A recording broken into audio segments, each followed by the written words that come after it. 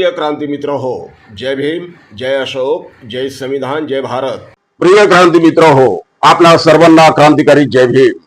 खबरदार, आंबेडकरवाद्यांच्या नादी लागाल तर गाठ माझी अशी आहे, आंबेडकरवादी अशी गाठ आहे।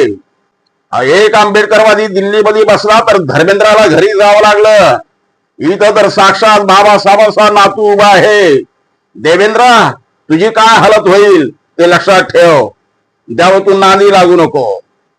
नादी लागला तर खबरदार प्रभुध्वस्त करून टाकेल, राजकारणातून नामशेष करून टाकेल।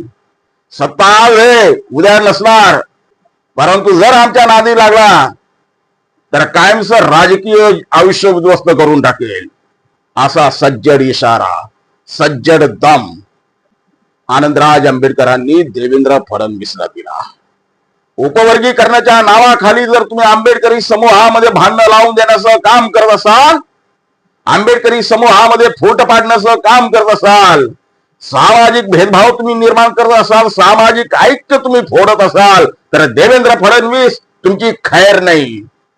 सत्तेवरून उलथवून टाकू। या देशात लोकशाही जिवंत आहे, संविधानवादी जिवंत आहे। तुमची मनमानी आम्ही चालू देणार नाही।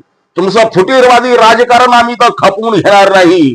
माणसा माणसामध्ये भेद निर्माण करणार तुमचं राजकारण आम्ही खपवून घेणार नाही। तुम्ही आहात कोणत्या गुरबीत? सत्ता आहे म्हणून तुम्ही या देशाचे, या राज्याचे मालक बनलाय काय? मित्रांनो, अशा सज्जड शब्दांमध्ये आनंदराज आंबेडकर जिथं जातील तिथं देवेंद्र फडणवीस यांची कान उघडणी करत आहे।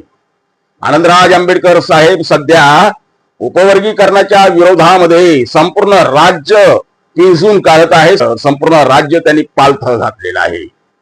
संपूर्ण महाराष्ट्र त्यांनी उपवर्गीकरणाच्या विरोधामध्ये पालथा घातलेला आहे, जनप्रबोधन केलेलं आहे आणि जनतेमध्ये या उपवर्गीकरणाच्या विरोधामध्ये विद्रोह निर्माण केलेला आहे, असंतोष निर्माण केलेला आहे।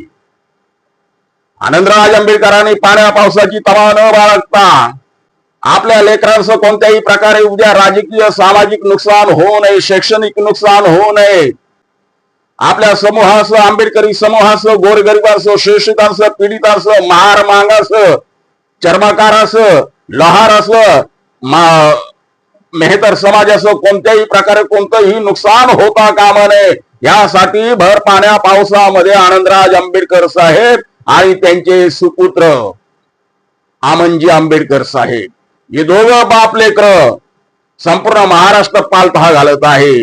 महाराष्ट्रामध्ये जनतेमध्ये मिसळत आहे, जनतेला या उपवर्गीकरणाच्या विरोधामध्ये जागृत करत आहे। जागोजागी त्यांच्या सभांना लाखोंची गर्दी उलटत आहे। लाखोंचे मोर्चे मुंबई पासून बीड पर्यंत, नांदेड पासून परभणी पर्यंत, औरंगाबाद पासून जालन्यापर्यंत जिथं पाय ठेवतात तिथं लाखांचे मोर्चे आनंदराज आंबेडकरांच्या नेतृत्वाखाली निघत आहे। जनजीवन ढवळून काढलेलं आहे आणि त्यामुळे देवेंद्र फडणवीसला बॅकफूट वरती जाताना आपण पाहत आहोत। आता आनंदराज आंबेडकर साहेबांची ही ताकद आहे की देवेंद्र फडणवीसला देखील आता जमिनीवरती यावं लागलेलं आहे, घुटण्यावरती यावं लागलेलं आहे। आनंदराज आंबेडकरांचा हा दरारा महाराष्ट्राच्या राजकारणामध्ये आपण पाहतोय। महाराष्ट्राचं राजकारण आज फक्त आणि फक्त प्रकाशजी आंबेडकर, आनंदराजजी आंबेडकर या दोन भावांच्या अवतीभोवती फिरताना दिसत आहे।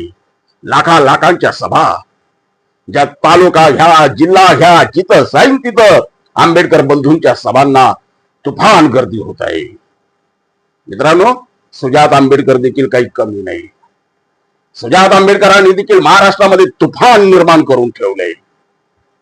काल परवा ते सांगली जिल्ह्यामध्ये गेले, तिथं त्यांनी ठणकावलं, जो कोणी वंचित बहुजन आघाडीला बदनाम करेल, बीजेपीची बी टीम म्हणेल, अशांना घरात घुसून ठोका, असं जाहीर आवाहन त्यांनी आपल्या कार्यकर्त्यांना केलेलं आहे। मित्रांनो, आज आपण पाहतो ज्यांना आपण निवडून दिलं भाजपाच्या विरोधामध्ये, ते उभाटाचे लोक, राष्ट्रवादीचे लोक बिनधास्तपणे तुम्हाला आम्हाला न विचारता भाजपा बरोबर जात आहे, भाजपाच्या मित्र पक्षांबरोबर जात आहे आणि काही नालायक निवडणुकीच्या वेळेला मात्र वंचित बहुजन आघाडीला, आंबेडकरी समाजाला, आंबेडकरी पक्षांना बदनाम करतात की हे भाजपाची बी टीम आहे। आता ते कुठे लपलेत?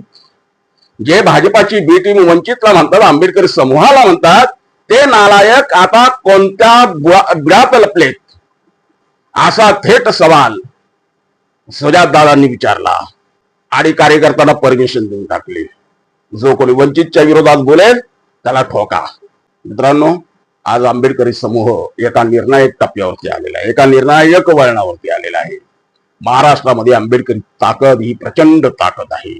या ताकदीच्या नादाला कोणी लागू नका, लागाल बेचिराख व्हाल. जय भीम. क्रांती मित्र हो, भीम पॅंथर या आपल्या हक्काच्या यूट्यूब चॅनलला कृपया सबस्क्राईब करून आम्हाला विषमतावादी शक्तींच्या विरोधात लढण्यासाठी बळ द्या, शक्ती द्या, ऊर्जा द्या. कमेंट करा, लाईक करा, शेअर करा.